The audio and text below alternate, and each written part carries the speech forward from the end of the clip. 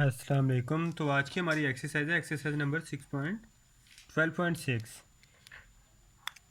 तरीका लगभग सेम है शुरू के सवालों का, आगे में भी आके डिफरेंस है, तो चलो डिस्कस कर लेते हैं। कह रहा है क्वेश्चन नंबर 1 है, ए की वैल्यू है 7, बी की वैल्यू है 7 और सी की वैल्यू है 9। कहीं पे उसने जिक्र नहीं किया राइट एंगल ट्रायंगल है, लेफ्ट एंगल ट्रायंगल है, कुछ भी नहीं जिक्र किया। सिर्फ क्या है, इस दफ़ा एक और हैरत की बात है, तीनों की तीनों साइड्स कोई एंगल नहीं। राइट एंगल ट्रायंगल भी नहीं है। राइट एंगल ट्रायंगल नहीं है, ये कैसे पता चलता है?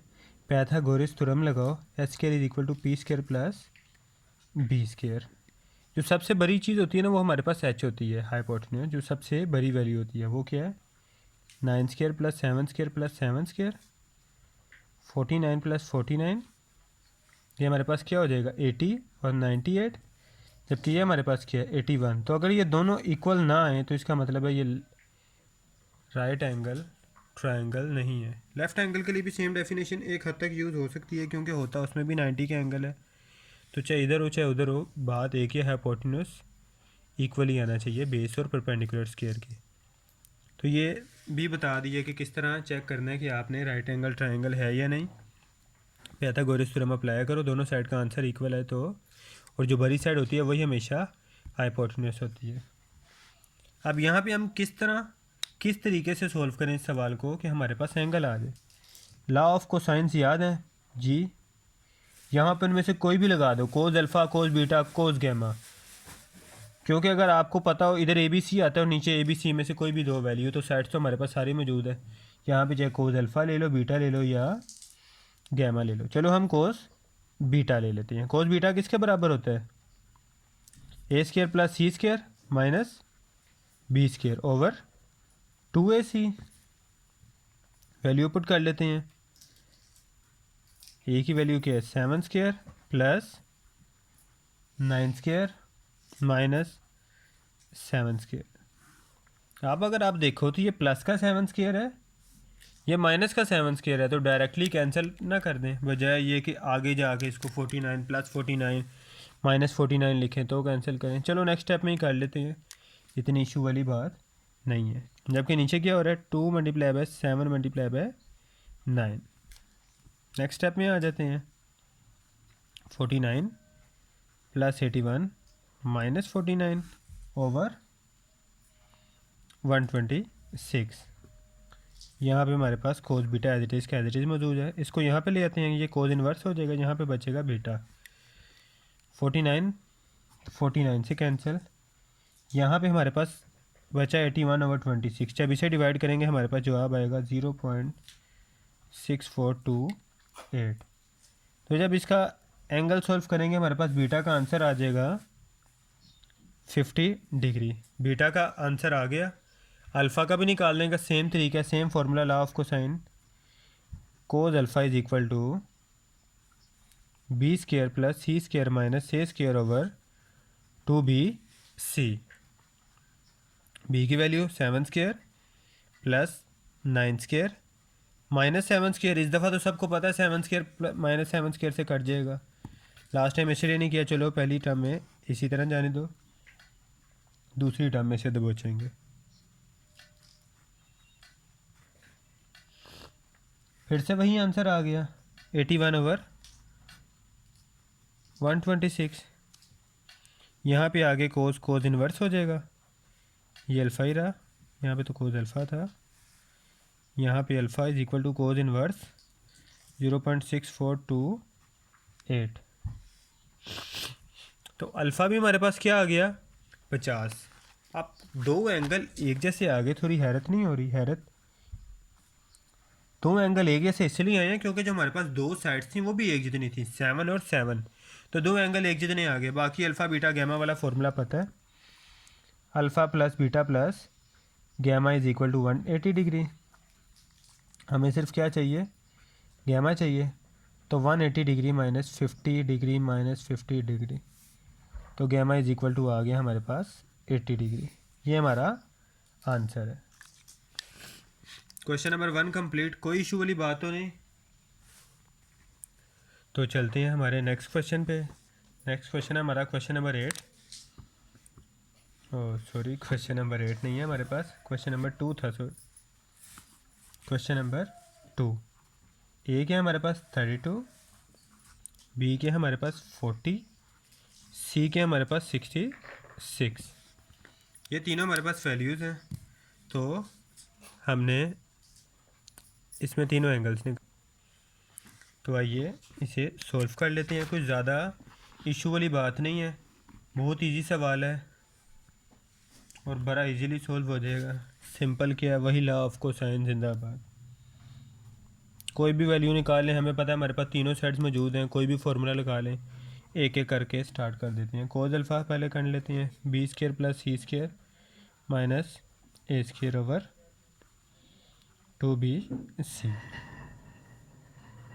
बी की वैल्यू क्या है, 40 का स्क्वायर प्लस 66 का स्क्वायर माइनस 32 का स्क्वायर ओवर 2, 40 और 66 वैल्यूज पुट कर दें। हमारे पास इस पूरे का आंसर आ गया 4932 ओवर, और इस पूरे का आंसर आ गया 5280। यहाँ पे क्या था, कोज अल्फ़ा। अल्फ़ा इधर ही रहा, कोज इधर आके हो गया इन्वर्स, और इस पूरे को जब हम सॉल्व करेंगे हमारे पास आंसर आ गया 0.93। तो जब अल्फ़ा हमारा निकलेगा वो बनेगा 20 डिग्री 56 मिनट्स। अल्फ़ा आ गया। सेम तरीके से बीटा निकालेंगे और हमारा सवाल लगभग solve. A square plus C square minus B square over 2ac values put कर देते हैं। 32 का स्क्वायर प्लस 66 का स्क्वायर माइनस 40 का square over 2 multiply by 32 multiply by 66 cos beta.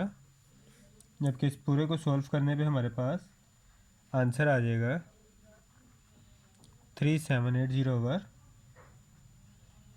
4224। कोई कन्फ्यूजन वाली बात नहीं है, सिर्फ इस पूरे को कैलकुलेटर में टाइप करना है और उसके बाद सॉल्व कर देना है।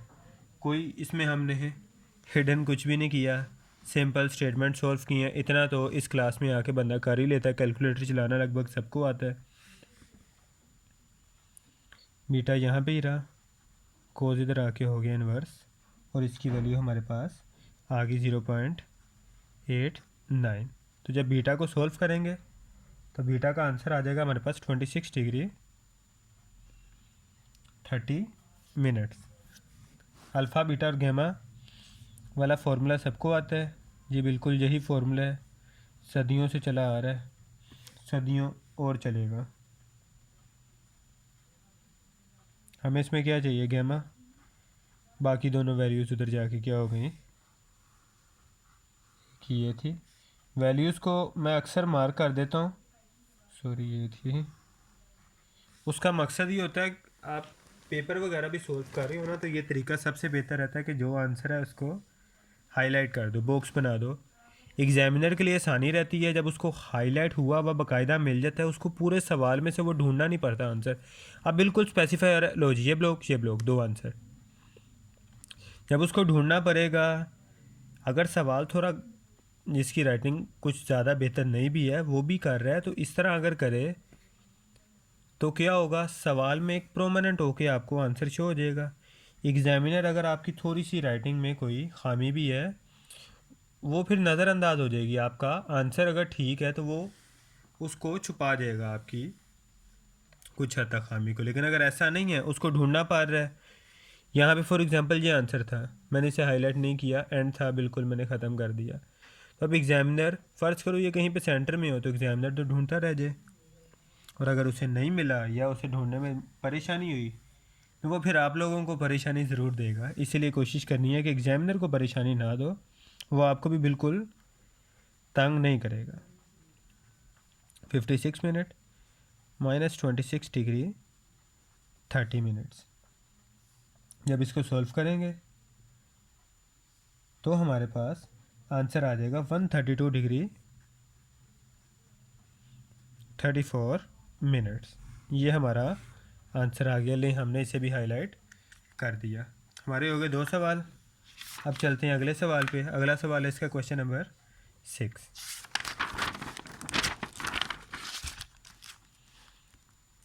तो क्वेश्चन नंबर 6 पे आ जाते हैं। स्टेटमेंट लिख लें इसकी। अब आपको ना एक और बात बताऊंगा, लेकिन इस सवाल की पहले स्टेटमेंट लिख लें। वो बात याद रखनी है, कोई ज़्यादा मुश्किल बात नहीं है।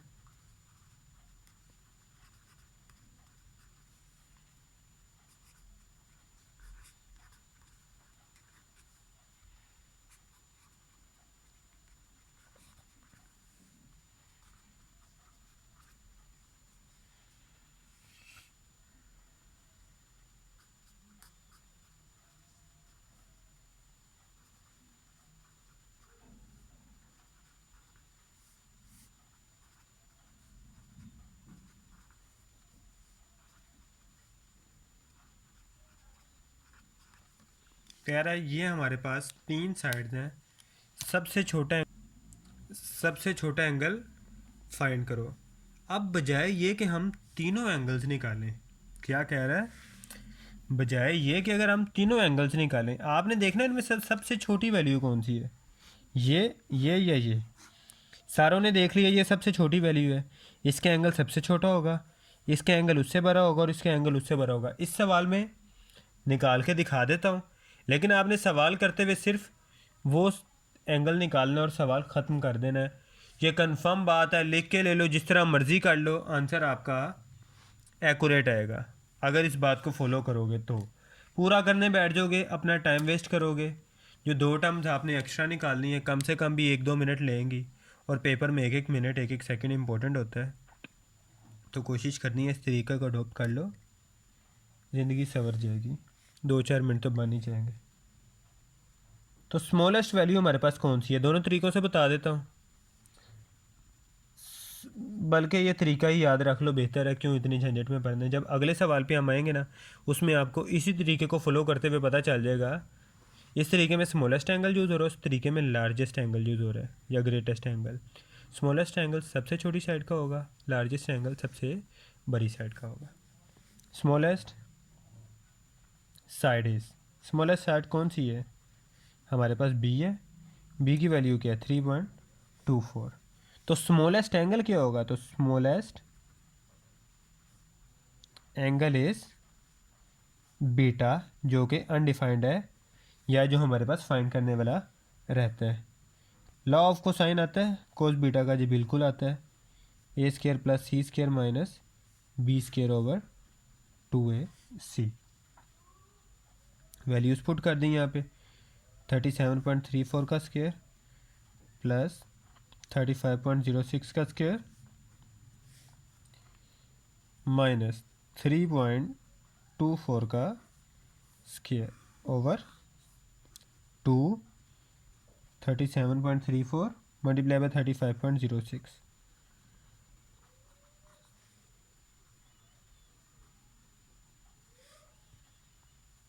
अब यहाँ पे हमारे पास ये चीज़ आ गई। इसका स्केयर हमारे पास क्या आ गया, 1394.28 प्लस 1229.20 माइनस 10.50 ओवर, इसका आंसर हमारे पास क्या आ गया, नीचे 2618.2808। तो जब इस पूरी वैल्यू को सॉल्व करेंगे तो हमारे पास आंसर आ जाएगा 0.998। यहाँ पे आ गया cos inverse beta, cos beta, B इधर ही रहा, कोस इधर आके क्या हो गया, inverse 0.998।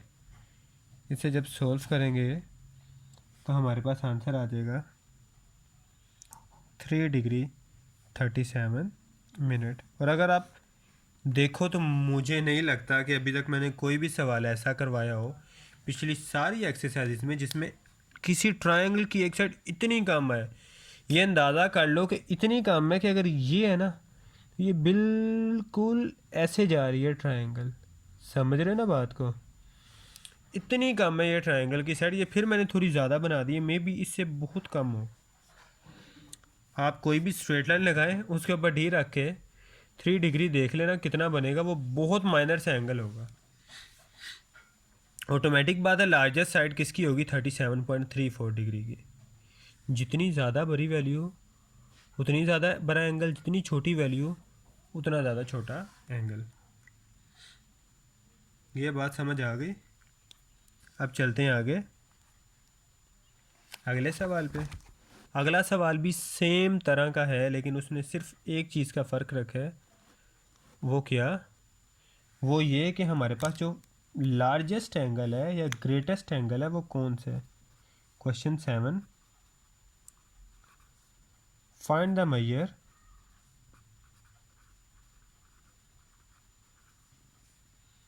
of the greatest side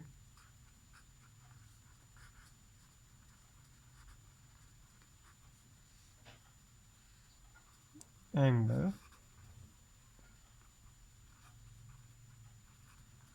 if sides of the triangle are of the triangle are 16, 20 और 33। कह रहा हमने लार्जेस्ट एंगल निकालना है। इस दफ़ा उसने ये भी नहीं बताया ए बी सी कौन सा है। रैंडम नाम भी दे सकते हो एज़ यूजुअल। फर्स्ट वाले को ए का नाम दे लेते हैं, let A is equal to 16, B is equal to 20 और C is equal to 33। Because 33 is the largest side, तो gamma is the largest angle. C largest side है तो सी का एंगल क्या होता है, लार्जेस्ट साइड्स, जो लार्जेस्ट साइड वो क्या है हमारे पास, C is equal to 33। So largest या ग्रेटेस्ट एंगल,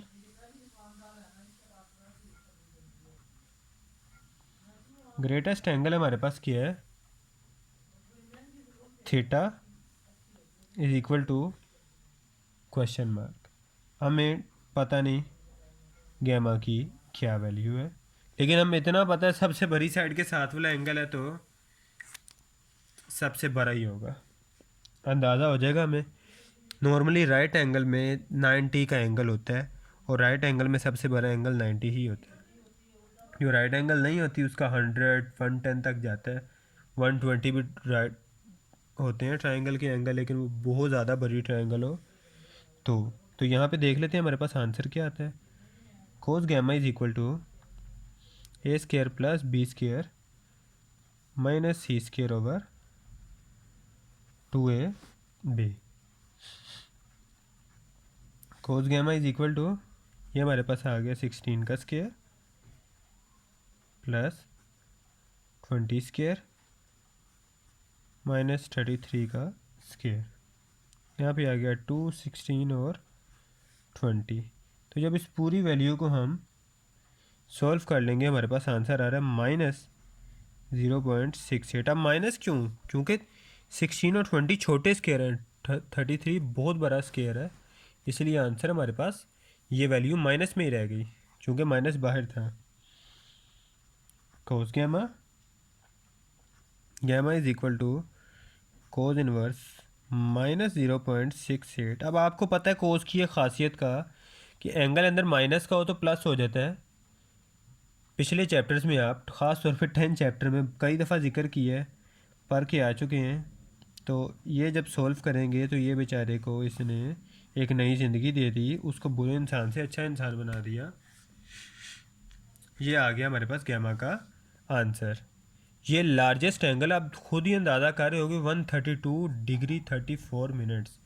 132 का एंगल किसी ट्रायंगल के लिए अच्छा खासा बड़ा एंगल होता है। 132 का मतलब है ट्रायंगल ये साइड जा रही है इसकी, इस तरह के ट्रायंगल की, तो ये अच्छा खासा इस साइड पे काफ़ी झुकाव वाला एंगल है। और 90 से तो बहुत ज़्यादा है, मतलब कि एंगल में 132 डिग्री का तो यही है, बाकी एंगल्स कितने बचते हैं? 47 डिग्री 26 मिनट के, तो 47 डिग्री, हाँ जी बिल्कुल 47 डिग्री 26 मिनट, मतलब 47 डिग्री 26 मिनट के अल्फ़ा और बीटा दोनों है, तो दोनों को अगर आपस में बांटे तो दोनों के हिस्से में 20-20 25-25 डिग्री भी नहीं आते। चलें आगे नेक्स्ट सवाल पे चलते हैं। और ये नहीं, उससे अगला हमारे पास सवाल इस एक्सरसाइज का आखिरी सवाल है। उसके बाद कोशिश करते हैं कि अभी अपलोड कर दें, क्योंकि कुछ जो साथ साथ चाह रहे हैं उनको है कि वीडियोस टाइम पे मिलती रहें। The sides of a triangle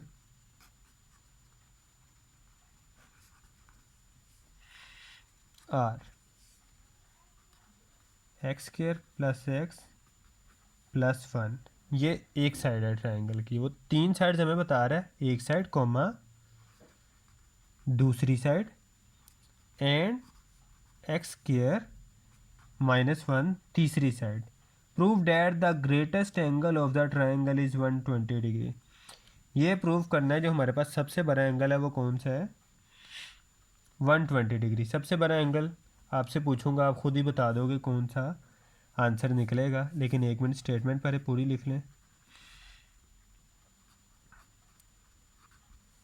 prove that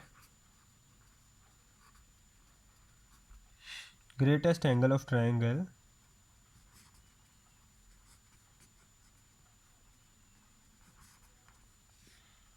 is 120 degree. 3 sides हैं हमारे पास, साइड्स का नाम दे लेते हैं। ए इज इक्वल टू है हमारे पास x square plus x plus 1, B हमारे पास है 2x प्लस 1 और सी हमारे पास है एक्स स्क्वायर -1। अब अगर मैं आपसे पूछूं कि सबसे बड़ी साइड हमारे पास कौन सी है, आप लोगों को पता होगा जिसकी वैल्यू बड़ी है। वैल्यू किसकी बड़ी है? इसकी बड़ी है। तो ये हमारे पास क्या है? सबसे बड़ी वैल्यू है। द ग्रेटेस्ट साइड इज, तो ग्रेटेस्ट साइड कौन सी है? The greatest side is a, that is x square plus x plus 1। तो ग्रेटेस्ट एंगल हमारे पास ए का क्या होगा? The greatest angle is alpha.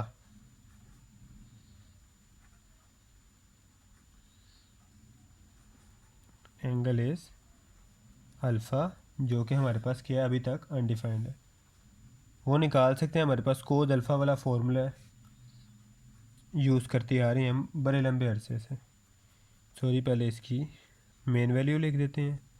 वैसे तो आप लोगों को अब तक याद हो गया होगा, एक्सरसाइज से काफ़ी सवाल लेके चलते आ रहे हैं, लेकिन फिर भी आपकी आसानी करने के लिए लिख देते हैं। बी की वैल्यू क्या है हमारे पास? 2x प्लस 1 का होल स्क्वायर प्लस सी की वैल्यू क्या है? एक्स स्क्वायर -1 का होल स्क्वायर माइनस ए की वैल्यू क्या है? X square plus x plus 1 का होल स्क्वायर ओवर 2 ब्रैकेट में 2x प्लस 1 जो कि बी की वैल्यू है और एक्स स्क्वायर -1 जो कि सी की वैल्यू है। अब थोड़ा सा लेंथी होने जा रहा है सवाल, इसीलिए मैं थोड़ी सी ज़्यादा जगह पहले से ही इसके लिए रख ली है। ए का स्क्वायर ओपन होगा, A square plus B square plus 2ab 4x बनता है। ये हमारे पास 4x था, हो गया 2 टू द 4। फिर से स्क्वायर ओपन हो रहा है, A square plus B square -2ab। यहाँ पे आप जो स्क्वायर है इसके अंदर ही ओपन कर लेते हैं। क्या कर लेते हैं? इसके अंदर ही ओपन कर लेते हैं। तो हमारे पास इसका फॉर्मूला है, ये क्या हमारे पास बनता है? ए प्लस बी प्लस सी का होल स्क्वायर। ए प्लस बी प्लस सी के होल स्क्वायर का फॉर्मूला होता है A square plus A square बनेगा ए की एक्स की पावर 4 प्लस बी स्क्वायर अब यहाँ से थोड़ा सा ध्यान रखना है, प्लस सी स्केयर। फिर आगे जो वैल्यू बनती है वो बनती है प्लस 2ab। ए बी क्या मल्टीप्लाई होके बनेगा, x cube, plus 2bc। bc कौन सी वैल्यू है, b और ये c, वो बनेगा 2x, plus 2ca, plus 2x square. Over तो हमारे पास नीचे एज मौजूद था, वो क्या था हमारे पास, 2 बाहर कॉमन ही रहने देते हैं, पहले इसे मल्टीप्लाई कर लेते हैं। ये हमारे पास बनेगा 2x square multiply by 2x square, x cube, minus से जब मल्टीप्लाई होगा तो माइनस 2x, फिर जब 1 इससे मल्टीप्लाई होगा तो प्लस एक्स स्केयर है, और जब 1 से मल्टीप्लाई होगा तो -1। अब इसे थोड़ा सा सॉल्व कर लेते हैं। उससे पहले बस एक बात है कि ये ब्रैकेट ओपन होगी और जितनी कटिंग हो सकती है हम यहाँ पे मारधार कर देंगे उतनी। 4x स्केयर +1 जबकि ये 4x स्केयर -2x स्केयर है। अभी तक इसे सॉल्व कर लेते हैं, चलो बल्कि पहले एक ही दफ़ा लिख लेते हैं ताकि थोड़ी सी एक ही दफ़ा सारा काम ख़त्म कर दें। -x की power 4 -x square -1 -2x cube -2x square, और एक वैल्यू बचती है यहाँ पे, वो है -2x, जिसे हम थोड़ा सा यहाँ पे एडजस्ट कर रहे हैं अपनी जगह की कमी की वजह से। यहाँ पे किसी किस्म का कोई चीज़ या कोई वैल्यू नहीं रहती। यहाँ तक सबको क्लियर समझ आ गई है। अब अगर आप देखो तो ये -2x स्केयर है, ये -2x स्केयर है, ये मिलके क्या बनता है, -4x स्केयर, -2x स्केयर। या इसको सोल्व कर लेते हैं, आपके नज़दीक वो बेहतर है तो वो कर लेते हैं, बल्कि जब मेन चीज़ें तो काटते हैं। +1 और -1 आपस में क्या हो गया, कट हो गया। दूसरी चीज़ हम तो अपनी कंक्लूजन ख़त्म करते हैं। -x की पावर 4 + x की पावर 4 से गया, थोड़ा सा अब नीचे हमारे पास साफ़ सुथरा होके हमारा आंसर मिल जाएगा, और बाकी जो नहीं होगा उसको साफ़ सुथरा कर देंगे। ये हमारे पास बचा 4x स्केयर -2x स्केयर और -2x स्केयर।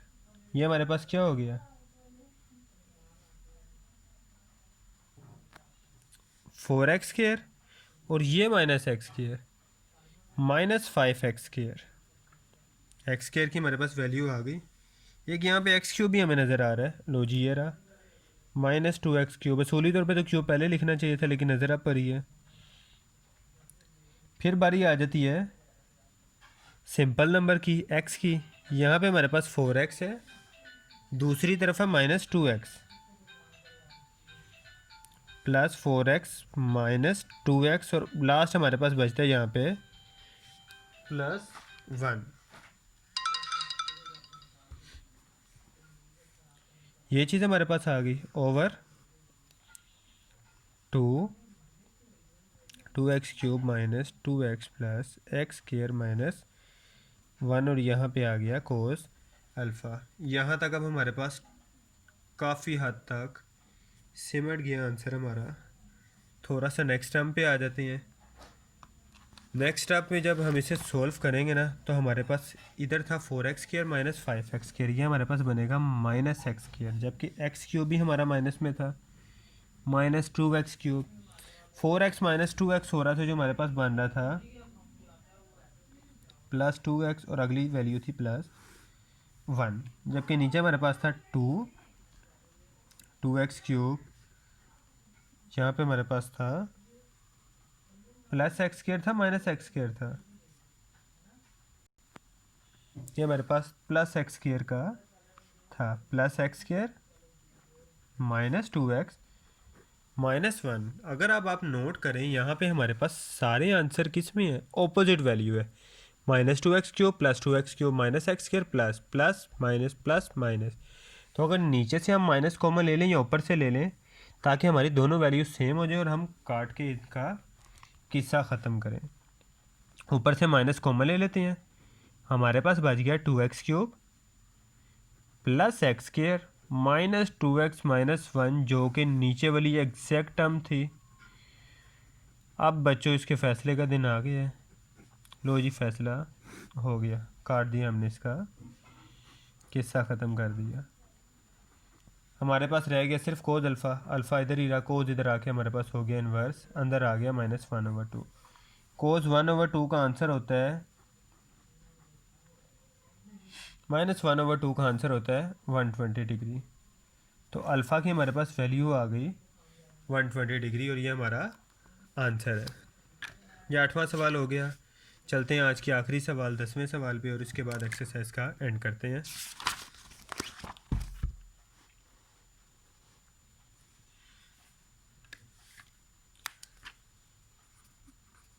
तो आगे क्वेश्चन नंबर 10 पे कहते हैं 3 गांव हैं,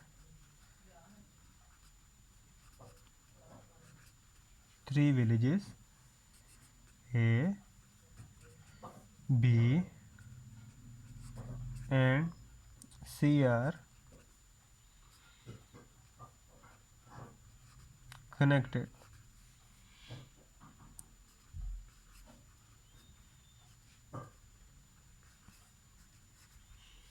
by straight roads 6 km,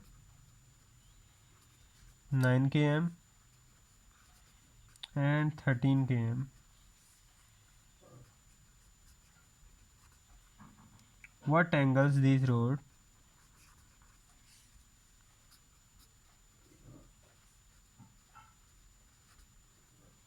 make with each other?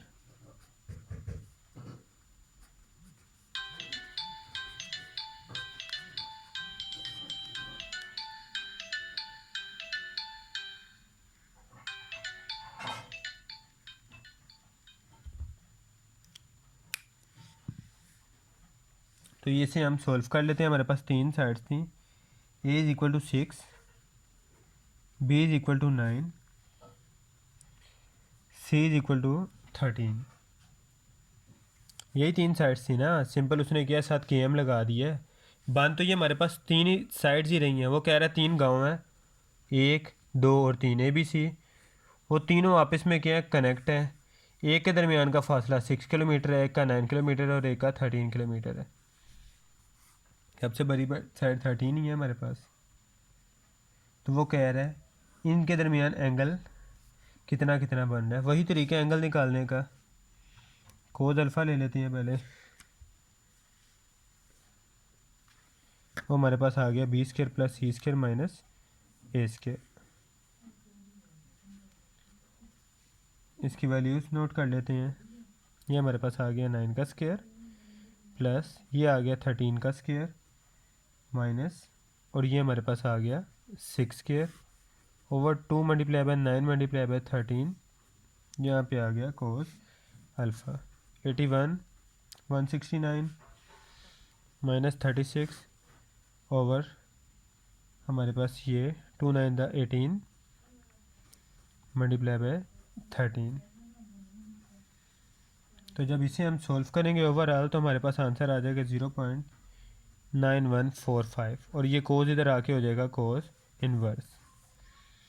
तो जब अल्फ़ा का आंसर निकालेंगे हमारे पास वो आ जाएगा 23 डिग्री 51 मिनट्स। बीटा के लिए हम क्या करेंगे, cos beta is equal to C² plus A² minus B² over 2AC। C हमारे पास क्या है 13² प्लस 6² माइनस 9²। ये हमारे पास क्या था 13 और 6 था नीचे। यहाँ पे आ गया कोस बीटा, बीटा इधर ही रहा, कोस इधर आके हो गया इन्वर्स। जब इस पूरी वैल्यू को सॉल्व करेंगे हमारे पास आंसर आएगा 0.7948। तो जब बीटा का फाइनल और रिक्वायर्ड आंसर निकालेंगे वो आ जाएगा हमारे पास बीटा इज इक्वल टू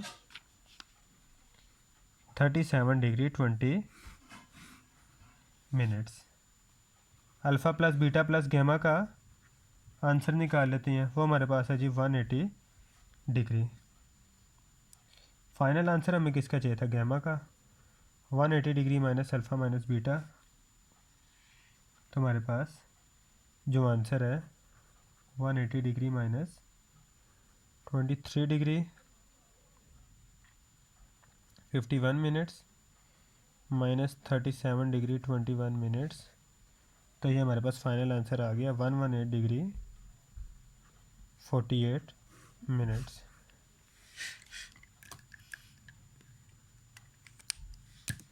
तो ये हमारी एक्सरसाइज ख़त्म।